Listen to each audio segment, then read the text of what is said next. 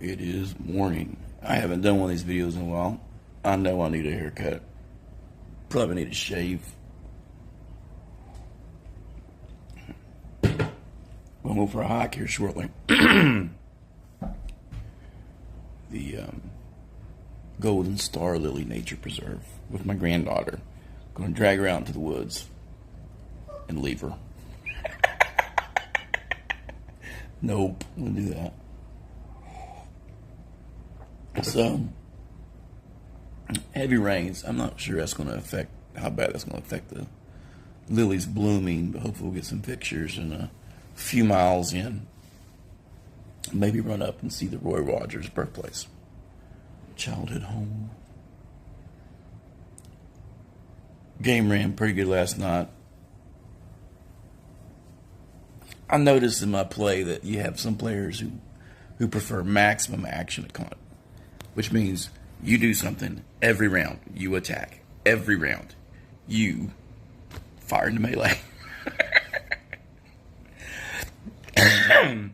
I've loosened my fire into melee rules for Dragonslayer by avenues of fire. So if you have an avenue of fire, and you're all supposed to be professionals, right?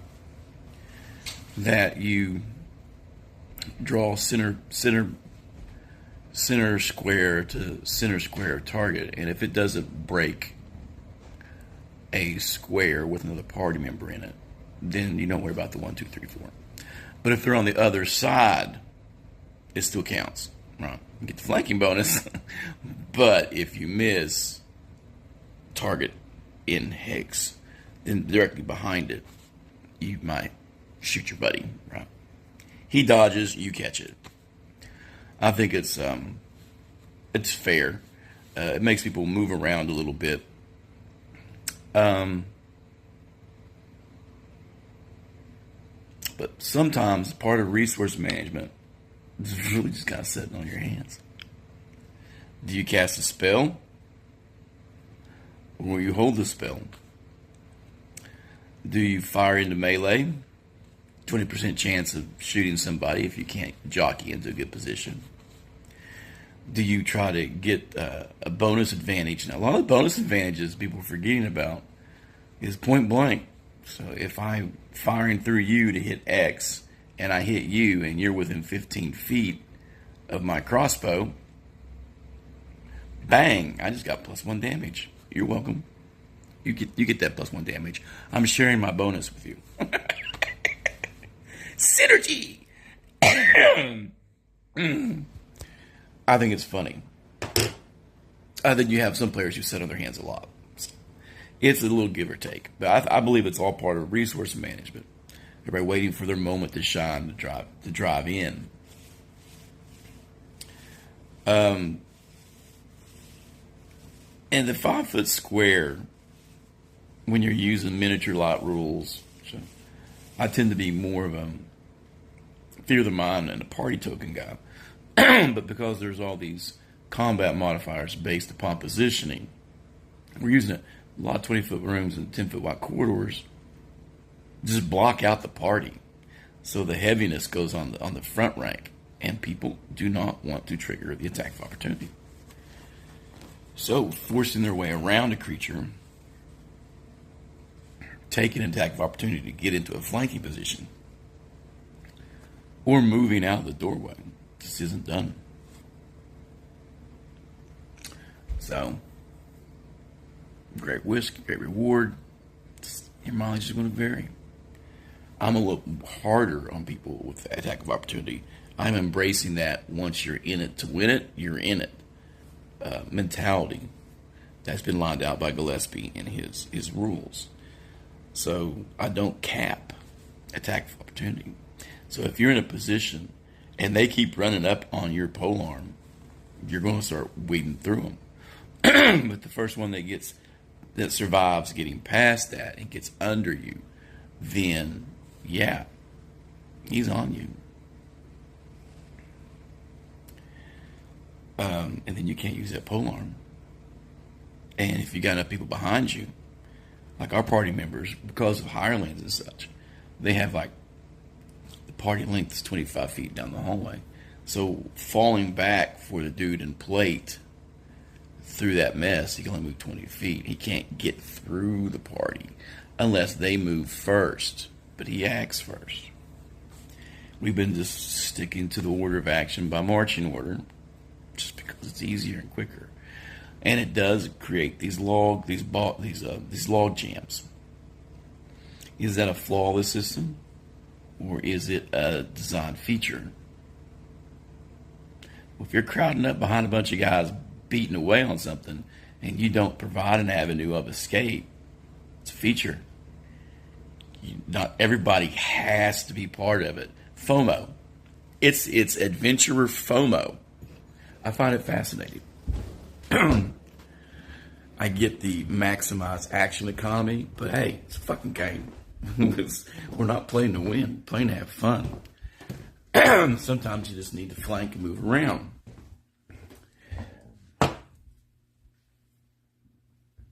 Oh, I'm having fun with it. I actually enjoy the system quite a bit. So I don't have any major complaints. I know there are a bunch of tweaks the players like to do. I'll take their advice in one ear, out the other. That's how I am. It's really how I am.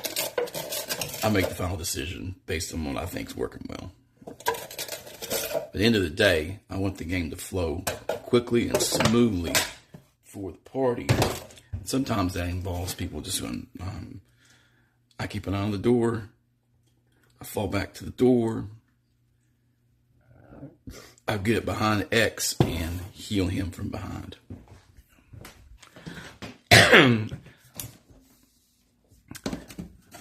Going back to the more limited weapons for a lot of the characters, reach weapons and such are really the role of the medium-sized fighter.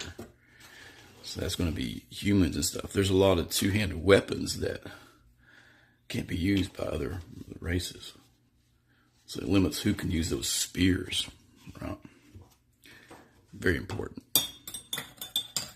You tell people who've got a fine understanding of history when they up how effective a spear is versus all the other weapons in your game. Right? There's a reason every military culture on the planet uses a freaking spear. Works great in ranks. Oh, God, my throat's killing me. It's going to be a chilly 55 plus, 55-degree day for a brisk walk in the woods after some heavy rains, with more rains coming in. It's going to be chilly. So, dress in layers for hiking is another recommendation. Not sure how the granddaughter's going to do. My plan was to go hiking every day this week, and it is raining every day except for today.